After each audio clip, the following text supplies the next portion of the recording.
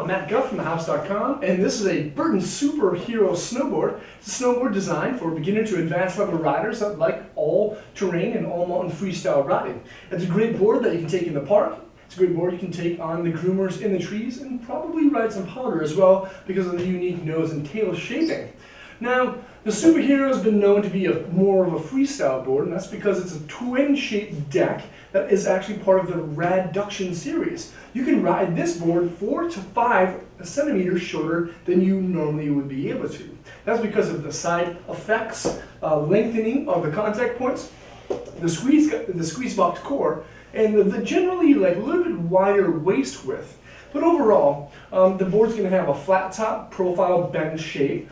It's going to be pretty much flat from underneath the feet and in between the feet, and then gradually rock her up on the nose and the tail. Now the nose and the tail of the Superhero have a really cool, they have a lot of cool stuff to it. The biggest thing is going to be the scoop. The nose and the tail actually kind of like scoop up a little bit. So don't be afraid to take this board in the powder, even though it is a little bit shorter because of that scoop as well.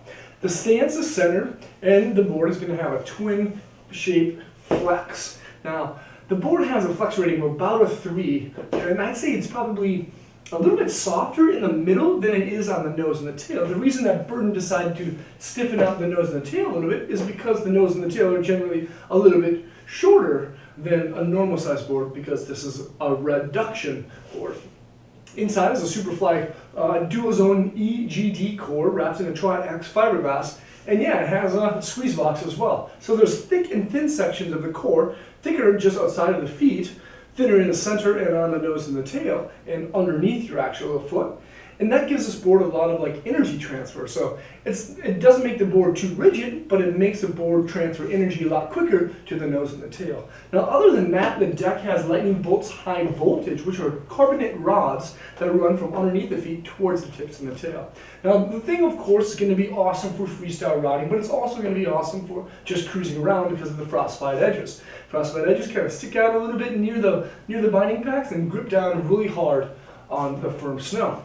Other than that, of course, the board's going to have a centered base. It absorbs a lot of wax. It's going to stay fast.